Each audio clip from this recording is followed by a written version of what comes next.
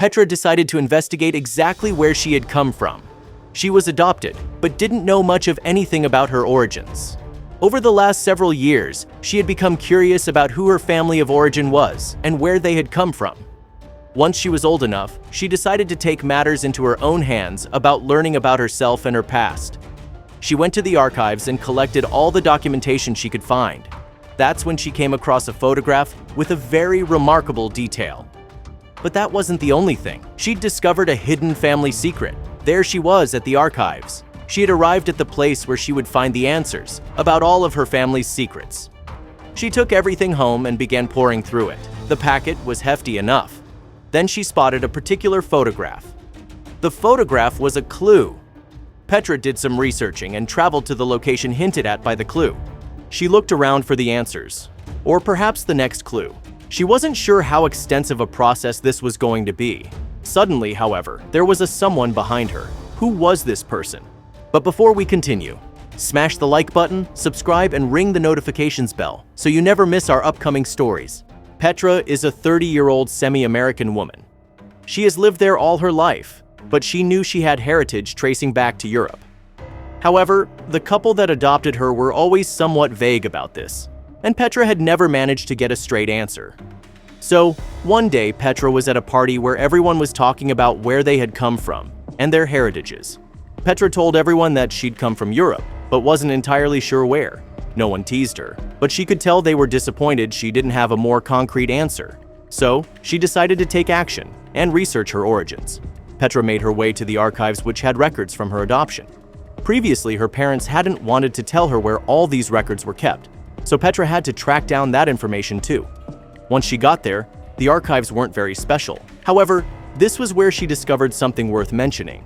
In the bundle of stuff from the archives, Petra found a photograph of her grandparents. Something about the photograph intrigued her. She studied the photo more closely and determined that her grandparents were of German descent. That was certainly somewhere to start. Then Petra discovered a special detail. Petra recognized the tie the man was wearing. Petra's adopted dad often wore the same exact tie. Petra initially considered that it might be a coincidence, but then determined that there was no way her grandfather and her adoptive father had the same exact tie. This could not be a coincidence, and she would need to investigate. Petra went looking for her adoptive father's tie. She needed to know if it was the same tie or not. While she didn't want to think this was a coincidence, she didn't want to make assumptions either. She did not inform her adoptive father of what she was doing, however. Therefore, this search did not go entirely according to plan. Petra had the key to her adoptive parents' house. She chose a day to visit when her adoptive parents were normally always out running errands, like grocery shopping, and her adoptive mother getting her nails done. When she stepped inside what was supposed to be an empty house, Petra was shocked. Petra's adoptive parents, Mark and Leah, were home unexpectedly. Mark asked Petra what she had come to do. Petra, in fact, did not often visit unexpectedly. She usually announced it in advance. What Petra told them was quite remarkable. Petra told her adoptive parents that she thought she had left the charger for her phone there. She indicated that was why she hadn't called, because her phone had since died in the meantime. Why couldn't Petra just tell her adoptive parents she was coming to look at the tie? Petra did not want to reveal her true intentions just in case there was something more than what she had already pieced together. The tie was not the only striking thing about the photograph. On the back of the photograph, there was a note that said, "If you are reading this, then you have found the clue. You are on the right track." Petra wanted to keep this to herself because she found it suspicious that Mark had the same tie as the man in the photo. She also found it strange that Mark or Leah had never told her anything about her own origins. Petra's parents seemed none the wiser when she told them she was going to go check in Mark's office and the back bedroom since they hadn't already come across the charger. Of course, there was no charger to be found, but that wasn't the point. Petra just needed an excuse to get the tie.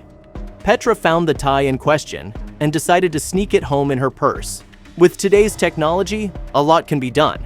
Petra scanned the tie with her phone and was able to track down what retailers sold ties just like it. Remarkably, there were only online stores from Germany that sold it. That was enough information for Petra. This could not be a coincidence.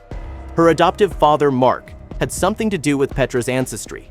Petra could not let the issue go and decided she would need to investigate further. After some thinking and determination, Petra decided to fly to Germany. She considered it the most likely place to find more that would solve the mystery. She couldn't get the message on the back of the photo out of her head. There had to be something with the tie. Perhaps one of the retailers would recognize her. Petra decided that it would be a good idea to delve into the archives in Germany as well. Maybe she could find out more about her grandparents. She knew enough German to get by and started researching. Little did she know that she was completely on the right track. Petra searched her own last name and was given a box of documents to peruse. She took it to one of the rooms the archives had for people to look and began searching through the box. She found more of the same of what she had seen before. Then suddenly, something unexpected happened. Petra had figured she could stay there perusing as long as she wanted without interruption. She had signed the appropriate paperwork and provided the right documentation to prove she was a legitimate person. But then she was interrupted. She was tapped on the shoulders. Who was this? Petra was anxious that she was doing something wrong, that the trail she was following was actually a dangerous one that would get her hurt or killed. She was already very suspicious of everyone after her adoptive parents had kept so many secrets from her. The person who tapped on her shoulder was an archives employee who occasionally reviewed records as a hobby. She had found a surprising bill in a particular box, and recognizing Petra's last name as connected to it, set the letter aside. When Petra arrived, she gave her the letter, which instructed her to ask the grocer down the street for American spices to get further help. Petra asked the employee if she knew anything about the letter, the photograph, or the rest of the contents in the box. The employee didn't know anything else, other than it looked rather odd and suspicious. The two came to an agreement that Petra would go to the grocery store to see what the next clue meant. Petra's search got crazier and crazier. When she got to the grocery store, she asked the grocer for American herbs. He then told her to come to the back of the store with him. Petra was a little nervous, but agreed. She followed him to the back of the store. The grocer became angry with Petra.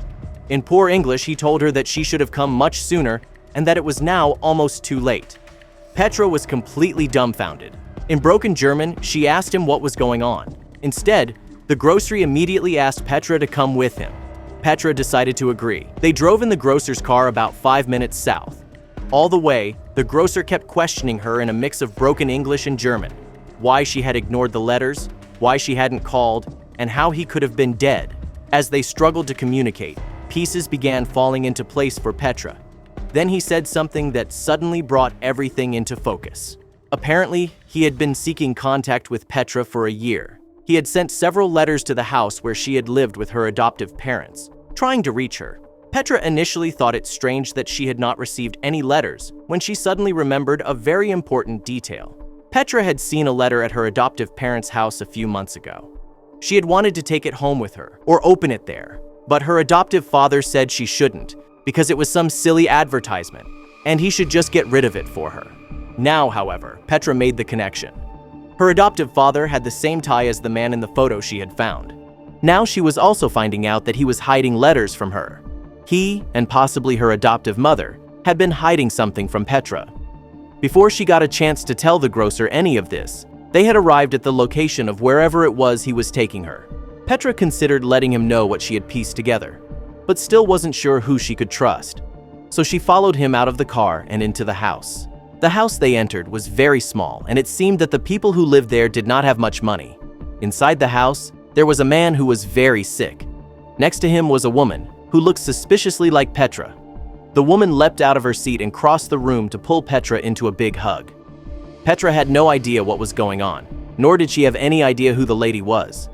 But all the other woman did was greet her with urgency, leaving Petra confused about why her arrival had been so important. She tried to form words, to question the people around her, but the noise and movement made it impossible to speak. Then, someone entered the room, Mark, her adoptive father. His unexpected presence raised more questions. How had he known she would be there, and why had he come?